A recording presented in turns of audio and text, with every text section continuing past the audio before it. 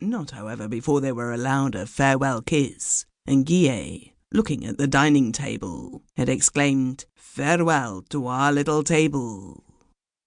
At the Bureau of Police, the prisoner was kept for some hours while a domiciliary visit was in progress.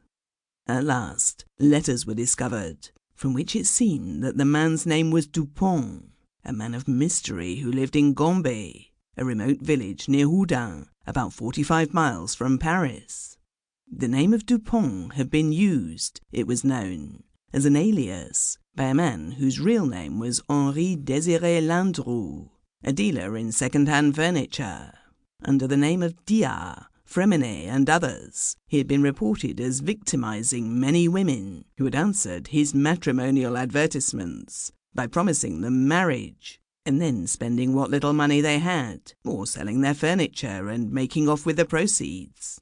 In certain of the cases, as in that of Madame Buisson, his victims had been reported by their relatives as missing.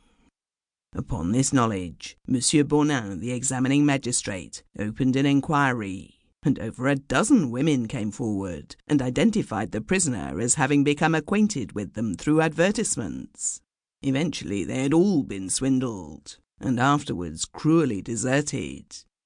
Among these witnesses was a woman named Friedman, who, like Mademoiselle Lacoste, declared that her sister, Madame Couchet, had met the prisoner 2 years before, and had told her that she was to be married. Afterwards she mysteriously disappeared. Following further inquiries, this man, under the name of Henri Désiré Landru, was formally charged with murdering at least 4 of his victims. At once, the French press dubbed him Bluebeard. On hearing this charge, Landru roared with laughter, and treated it as a huge joke. Indeed, from that moment in April 1919 till February 1922, while the police were engaged in constant enquiries, and during which time he was kept in prison, his dogged denials were constant, and his sarcastic, aggressive attitude towards the examining magistrate was amazing. "You say I have murdered the women. You must prove it," was his constant reply when under examination. He was soon proved to be a scoundrel and a chevalier d'industrie, indeed one of the most sly and cunning swindlers in all Paris, though he was married and lived at times respectably with his wife and son, charming everybody by his elegant manner and his plausible tales. He was the associate of thieves and blackmailers. He was, par excellence, a lady-killer. For the police, in the course of their inquiries, found that from 1913 to 1919, over 200 silly women in various towns in France had been lured to meet the fellow in response to his attractive matrimonial advertisements, many of them foolishly parting with their money at his suggestion. When closely questioned by Monsieur Bonin as to some of the women reported missing, Landru assumed a nonchalant air, and while admitting that he had met them, declared that they had left him of their own accord, and asked how it was possible for him to know their present whereabouts.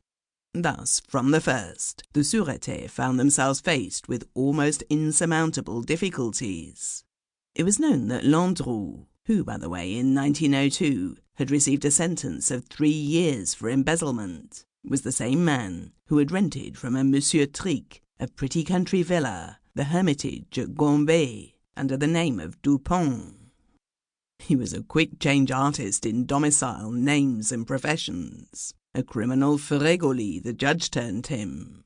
So in his elusiveness lay a great measure of his success, as was proved by the startling discoveries made by the police, who gradually became convinced that the respectable, smooth-tongued Lucien Guillet of the Rue Rochoir was one of the most callous and diabolical criminals in all Europe.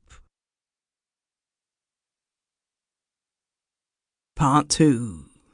As soon as the brief facts had been published in the press, the Sûreté had reported to them the names of hundreds of women who had been lost to their friends during the past 5 or 6 years, so months of patient work were necessary to sift out those with whom Landru could have had acquaintance. It was during this period that, presumably because of my study